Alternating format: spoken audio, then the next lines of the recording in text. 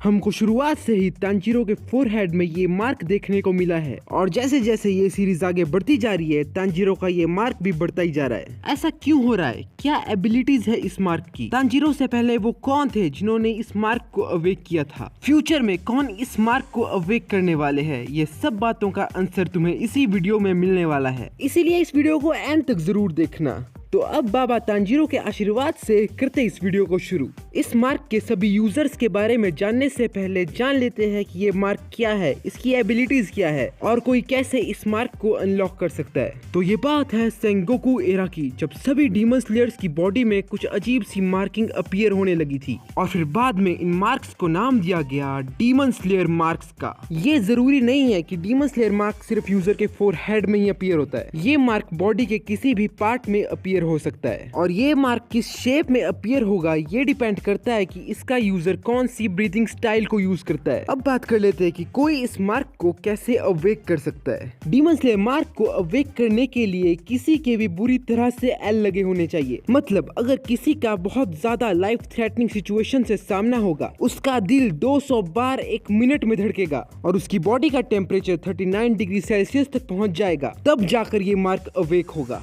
म्यूचिरो ने कहा था कि सर्वाइवल ही की फैक्टर है इस मार्क को अवेक करने के लिए, बट इन सबसे ऊपर एक और जरूरी कंडीशन है इस मार्क को अवेक करने के लिए। ये मार्क उसी इंसान में अपीयर होगा जो कि ऑलरेडी कांटेक्ट में है किसी अदर मार्क यूजर के। डीमन स्लेयर मार्क की ये प्रॉपर्टी है कि वो एक यूजर से दूसरे यूजर में फैलता है। अब ये मार्क तो अवेक हो गया, बट इसका काम क्या है? ये क्या सिर्फ डिजाइन के लिए है? ये मार्क देता है इसके यूजर्स को कुछ ऐसी एबिलिटीज जिससे डीमन की हो जाती है टाइफिस। ये अपने यूजर को काफी ज्यादा एबिलिटीज देता है, जैसे कि इस मार्क के यूजर के पास ये एबिलिटी आ जाती है कि वो अपनी स्वॉर्ड को ब्राइट रेड कलर में कन्वर्ट कर सकता है और उसके बाद फिर अगर वो उस स्वॉर्ड से किसी भी डीमन पे अटैक करेगा तो उस डीमन की रीजेनरेशन एबिलिटी बहुत ज्यादा स्लो हो जाएगी। उसके अलावा मार्क यूजर की फिजिकल स्ट्रेंथ एंड स्पीड बहुत ज्यादा इंक्रीज हो जाती है। इसके अलावा मार्क यूजर ट्रांसपेरेंट वर्ल्ड में जा सकता है, मतलब कि वो किसी की भी बॉडी को ऐसे देख सकता है कि जैसे उस बॉडी में स्किन ट्रांसपेरेंट है।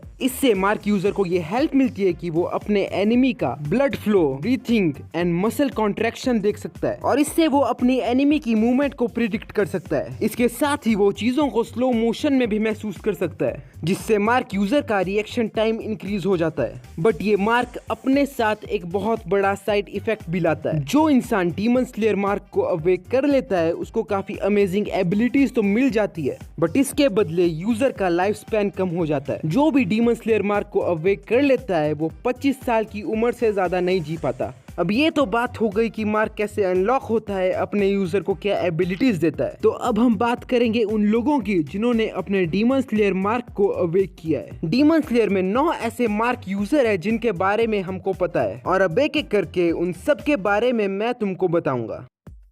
सबसे पहले जिस मार्क यूजर के बारे में मैं तुमको बताने वाला हूँ वो पहला इंसान था जिसके पास डीमन स्लेयर मार्क था। वो है creator of breathing style, demon slayer में सबसे स्ट्रॉन्गेस्ट ह्यूमन। उसका नाम सुनकर ही मुजान अपनी पैंट में मुंह देता है। मैं बात कर रहा हूँ दी गोट योरिची की। योरिची वो पहला ऐसा बंदा है जिसने डीमन स्लेयर मार्क को किसी लाइफ थ्रेटनिंग सिचुएशन में मैनिफेस्ट नहीं किया था, बल्कि वो पैदा ही डीमन स्लेयर मार्क के साथ हुआ था। योरिची के डीमन स्लेयर मार्क की शेप आग की लपटों की तरह है जो कि उसके फोरहेड में फैली हुई है। एंड योरिची ही वो रीजन है कि काफी लोगों के पास डीमन स्लेयर मार्क था सेंगोकू एरा में, क्योंकि जैसा कि मैंने तुम्हें शुरुआत में बताया डीमन स्लेयर मार्क की ये प्रॉपर्टी है कि वो एक यूजर से दूसरे यूजर में फैलता है। एंड योरिची वो इकलौता ह्यूमन है जो कि डीमन स्लेयर मार्क के होने के बावजूद भी 80 साल से भी ज्यादा जिया था, और वो शायद इसलिए क्योंकि योरिची ने कभी डीमन स्लेयर मार्क को अवेक नहीं किया बल्कि वो मार्क के साथ ही पैदा हुआ था।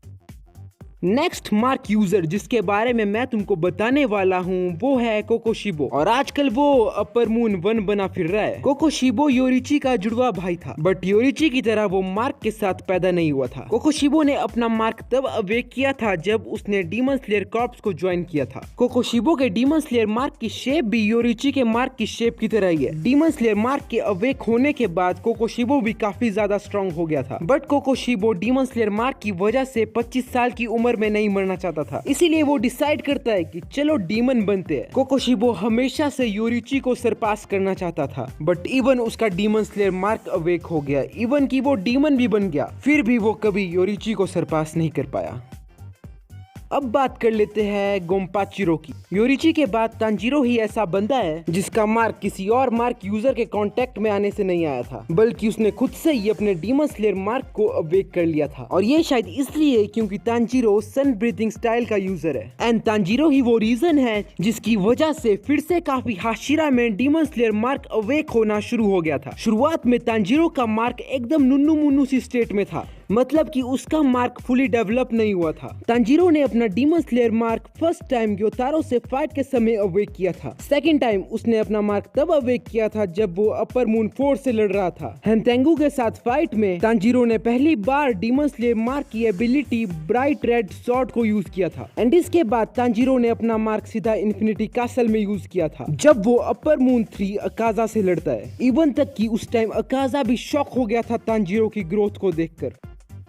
अब नेक्स्ट जिस मार्क यूजर के बारे में हम बात करने वाले हैं वो है अपना वाटर हाशिरा ग्यू तोमियोका। ग्यू ने भी अपना demon slayer mark infinity castle में ही अवेक किया था। जब तांजीरो अकाजा से लड़ रहा था तब ग्यू भी वहीं पर था और वो तांजीरो को बोल रहा था, मारो का खोपड़ी तोड़ साले का मार। ग्यू एंड तांजीरो दोनों मिलकर अकाजा से लड़ रहे थे। ग्यू अपना वाटर ब्रीथिंग अटैक अकाजा पे यूज करता है, एंड अकाजा ग्यू की फाइटिंग एबिलिटीज को देखकर इम्प्रेस हो जाता है, एंड फिर ग्यू बोलता है, अबे एक्सपायर्ड लैलीपॉप, मैं तेरे को यहाँ पर इम्प्रेस करने नहीं आया हूँ। एंड अपना अकाजा ठहरा रोनाल्डो का फैन वो ग्यू को किक मार कर दूर फेंक देता है। अब ग्यू को काफी ज्यादा गुस्सा आ जाता है और जब वो फिर से अकाजा से लड़ने आता है तब उसका डीमन स्लेयर मार्क अवेक हो जाता है। ग्यू का डीमन स्लेयर मार्क उसके लेफ्ट गाल पर अपीयर होता है, एंड ग्यू के डीमन स्लेयर मार्क की शेप बहते पानी की तरह होती है। अब ग्यू पहले से भी बहुत ज्यादा स्ट्रॉन्ग हो जाता है और देन फिर वो अपनी स्वॉर्ड को ब्राइट रेड कलर में कन्वर्ट कर देता है और उसके बाद वो फिर से अकाजा से लड़ने लग जाता है। अब वीडियो में आगे बढ़ने से पहले मेरी तुमसे एक रिक्वेस्ट है कि मैं जानना चाहता हूँ कि तुम्हें ये वीडियो पसंद आ भी रही है कि नहीं। इसीलिए अगर तुमको ये वीडियो अभी तक पसंद आ रही है तो लाइक करो और नहीं आ रही है तो डिसलाइक करो, बट इन दोनों में से कोई एक ऑप्शन जरूर से चूज कर लेना।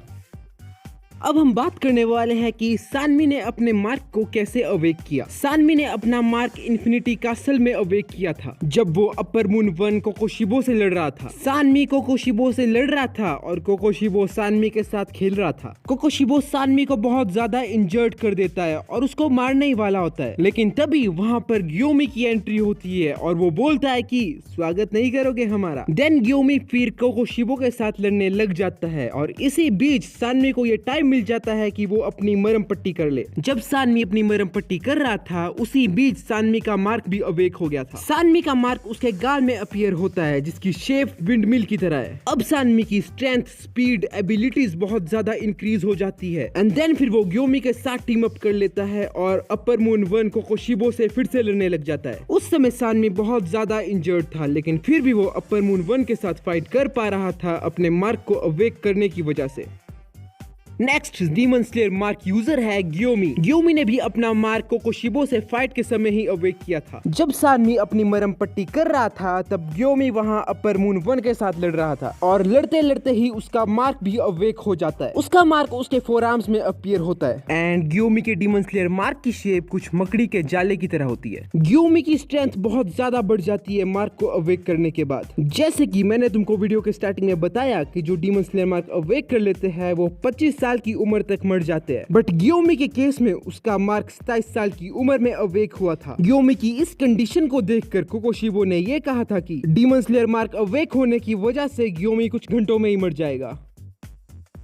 अब बात कर लेते हैं मिस्ट हाशिरा म्यूचिरो की। म्यूचिरो ने अपना demon slayer mark upper moon 5 ग्योको से फाइट करते समय अवेक किया था। जब उनकी फाइट हो रही थी तब ग्योको ने म्यूचिरो को एक वाटर प्रिजन में ट्रैप कर दिया था, लेकिन कुछ समय बाद म्यूचिरो उस वाटर प्रिजन को एस्केप कर लेता है, एंड इसी बीच उसकी खोई हुई याददाश्त वापस आ जाती है कि उसके पेरेंट्स कौन थे, उनका बचपन कैसा बीता और उसकी भाई की मौत कैसे हुई। देन म्यूचिरो का बॉडी टेम्परेचर इंक्रीज होने लग जाता है, उसकी हार्ट बीट इंक्रीज होने लग जाती है, एंड देन उसके बाद उसका डीमन स्लेयर मार्क अपीयर हो जाता है। उसका मार्क रिजेंबल कर रहा था रेडिश मिस्ट लाइक मार्किंग को, एंड उसके बाद म्यूचिरो की एबिलिटीज ड्रास्टिकली इंक्रीज हो जाती है। जहां पहले उसको अपर मून 5 का सामना करने में मुश्किल हो रही थी, वहीं अब वो अपर मून 5 के अटैक्स को इजीली काउंटर कर पा रहा था। अपर मून 5 रियलाइज करता है कि वो म्यूचिरो को नहीं हरा सकता जब तक कि वो अपने रियल फॉर्म में ना आ जाए। देन अपर मून 5 अपने रियल फॉर्म में आता है, लेकिन अपर मून 5 का रियल फॉर्म भी म्यूचिरो के मार्क्ड फॉर्म के सामने नहीं टिक पाया। म्यूचिरो उसका सर धड़ से अलग कर देता है और बोलता है कि क्या अपर मून बनेगा रे तू।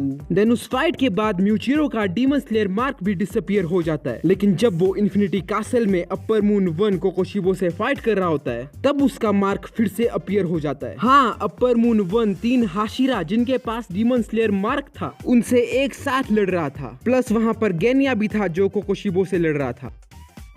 अब बात कर लेते हैं सभी लॉन्डो की क्रश मित्सुरी की। मित्सुरी ने अपना मार्क तब अवेक किया था जब वो अपर मून 4 हैनतेंगू से लड़ रही थी। मित्सुरी अपर मून 4 से लड़ते लड़ते बेहोश हो जाती है एंड बेहोशी में उसको अपना पास्ट याद आ जाता है। एंड फिर जब वो होश में आती है तब उसका डीमन स्लेयर मार्क भी अवेक हो गया होता है। उसके डीमन स्लेयर मार्क की शेप 2 हार्ट्स की तरह होती है एंड मार्क को अवेक करने के बाद वो फिर से मैदान में उतर जाती है एंड अब मित्सुरी की पावर एंड स्पीड पहले से बहुत ज्यादा इंक्रीज हो जाती है एंड डीमन स्लेयर मार्क की वजह से उसको बहुत ज्यादा हेल्प मिलती है अपर मून 4 को डिफीट करने में।